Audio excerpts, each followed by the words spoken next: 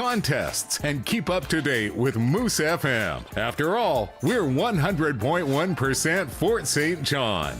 It's Dub, Emma, and Theresa joins us from the North Peace Historical Society this morning. Good morning, Theresa. Morning. I actually walked over here and that weather's pretty darn nice right now. Yeah, we're getting a nice bit of that. Then it gets cold again. Then it gets warm again. We're all over the place this It's morning. February, March in Fort St. John. That's Whatever. right. Fall Spring 37.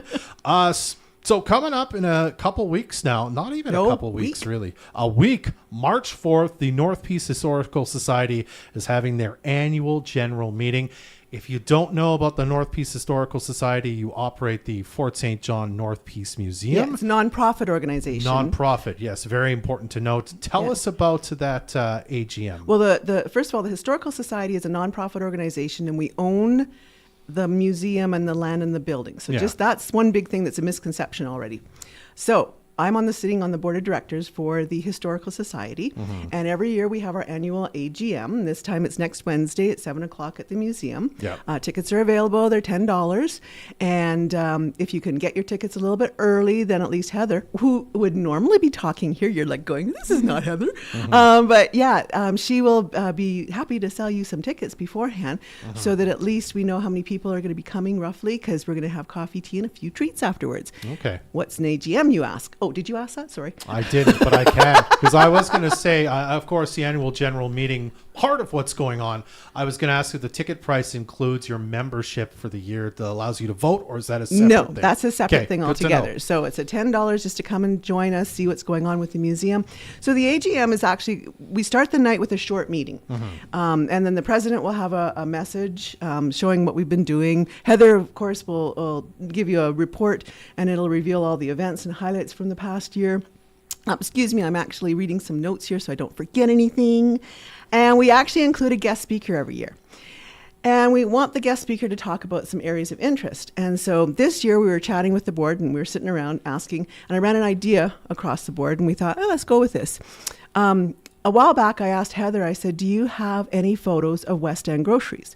Now, West End Groceries was a family business that my family had eons ago. And so we started looking, and there wasn't a lot of photos from the 70s. Like Rudy Sherbert did a whole bunch of photos from the 60s. So we've got like the 60s and back then, but from the 70s. And I'm like, yeah, well, Heather, it's not that long ago. And she looked me in the eye. She goes, Theresa, that was like 50 plus years ago. I'm like, what? No, say it. So anyhow, so once that sunk in and my heart went, okay. So I thought, okay, well, let's look at some photos of the 70s and 80s and so on. We don't have a lot. And I think that's because people are going, well, that's not long ago, like me. And so we thought, well, wait a minute. If we don't have a lot of photos from the 70s, we do have archives of the Alaska Highway News. So there's, some information that we have. And the museum spent an awful lot of time taking all the newspapers, scanning them, so we have them in our electronic data. But it was like, okay, that's a part of where we can research and find out some information about the 70s. But where are the photos? Yeah. Where are the event photos? Where are things that happened? So I made it a mission, and I said, why don't we do at the AGM a little review, a little walk down memory lane.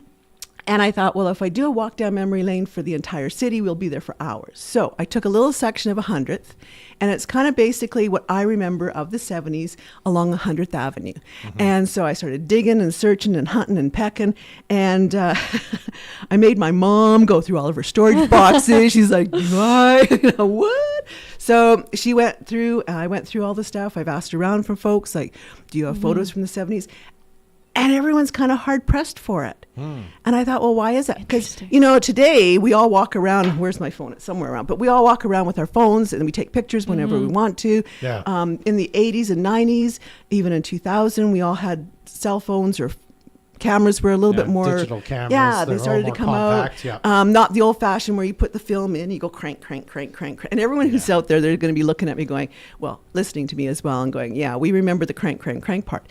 But it was also that time frame where when you went to process the film, it was timely. Like it took a long time to process. It was costly. It wasn't that instantaneous that we have today.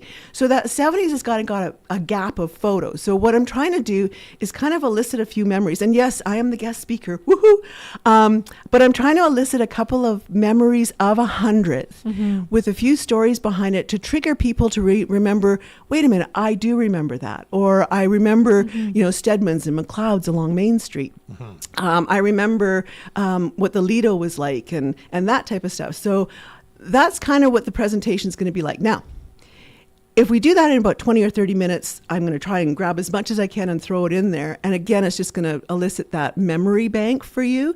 And you might go home and go, oh, well, let me dig through my stuff. I'm sure I have something. Yeah. And then eventually I want to carry it over into the 80s as well, because again, there's a bit of a lack in there and a lag again. People don't realize we all think, oh, that was just yesterday type of thing. Yeah. So that's what we're trying to bring up here and focusing on right now downtown Fort St. John.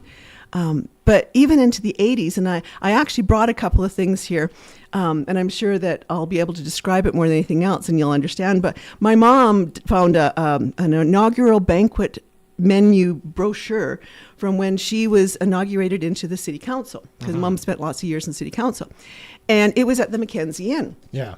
Now, you don't know what the Mackenzie Inn is. If you want, Theresa, you hand that to me. I'll put it up for the camera to see on my end here. Yeah. Yeah, and the reason why I brought that is because a lot of people my generation, when you think of 100th Street, we still to this day call it Mackenzie Street. Huh. And the Mackenzie Inn, I still sometimes refer to it as the Mackenzie Inn. Yeah. So it's just like, wait a minute here. That's something that it was just my generation. That's what we kind of referred it to. Yeah. I also brought from the 1975 a gold medal, and it was from the Northern British Columbia Winter Games, Fort St. John, 1975. Don't bite it. It's not an Olympic medal. But I won that in gymnastics back then. And again, those are the type of things that it doesn't show you, but it elicits a memory of what was going on during that time. And I'm sure someone somewhere's got photos of those things. And then the other thing I brought, this is from the 80s. And again, I didn't want to give away all the 70s stuff, so I brought some 80s stuff here. But we just came through Muckluck Rendezvous, or we're just ending into the Winterfest. Yeah. And back in the days, it was High and Ice. And before that, it was Muckluck Rendezvous.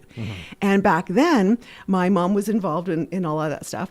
And she was issued this certificate for a kangaroo court. The Supreme Kangaroo Court of the Muckluck Rendezvous has found Joanne Mucci guilty of unmuckluckish behavior and has been sentenced to serve a term of imprisonment for 2 hours in the Muckluck jail.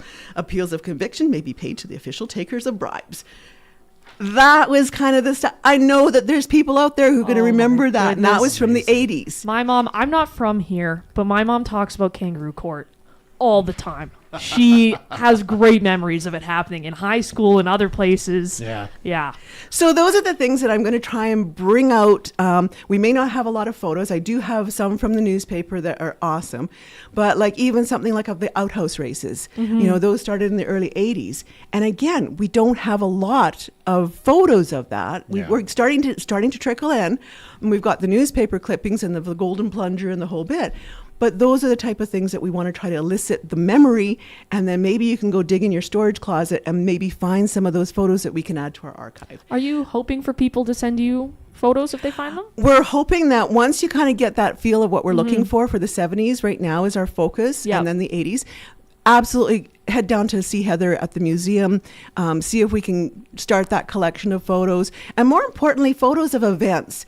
And especially now where we're at that age where we can remember the people in the photos, because then we can document the date, the time, the people that are in the photos. And I will have some of that as well at the museum, at the AGM from the 70s. And again, it's just that elicit that memory. Let's get those archives full for the 70s. We have lots from the 60s and earliest, but it's the 70s and 80s we want to try to focus on. So that is where the whole theme came out. And by the way, we actually did find a picture of West End Groceries. Oh, wonderful. Nice. West End Groceries is also on 100th Ave. And So West End Groceries is actually, you know where the down by the vet clinic, down on 100th down there? Yeah. That's where West End Groceries Okay. was. And the Chili Triangle was also my family. Grandma was a Chili. Grandma Moochie was a Chili. And so the whole Chili Triangle was part of my background as well. Like I remember stomping grapes as a kid back then when Grandpa made wine. But that's another story. All right, so quickly remind us, tickets for this Okay. are $10. You get them at the museum. At the museum, right now? yeah. Okay. So if you go in, the museum hours are Monday to Friday, 9 to 5, Saturday, 11 to 4. Stop in the museum. Heather would be glad to sell you a ticket. That will be for coffee, tea, and a few treats. Okay. And enjoy the evening. Our meeting is not that long for the actual general meeting. We'll do the presentation, and then we'll do some visiting afterwards. And I'll have some displays that you can take a look at, and we can talk about more of the memories. Awesome. Again, that's the North Peace Historical Society, AGM, and food and talk and all that. March 4th at 7 p.m. Something else. And don't forget to stop by the museum. If you're looking for a membership, we have the individual, family, lifetime memberships, corporate memberships. We have a gift shop that's got plethora of fun books, Oh, excellent games, books, toys, all that stuff. Yeah, it's a good resource. And we have an archive department where our volunteers, so if you're looking for something from your past, we have an archive system that you can actually go in and they will actually spend some time with you. There's a small fee for it, but they'll spend some time with you and dig and search and hunt and peck for whatever you're looking for. Awesome. Well, thanks for stopping by this morning, Theresa. Fun. I'm going to go out and enjoy some of that day today before the winds blow. This community interview is supported by your Member of Parliament, Bob Zimmer. Stop by his office in Fort St. John at 9916 100th Avenue and in Dawson Creek at 10421 10th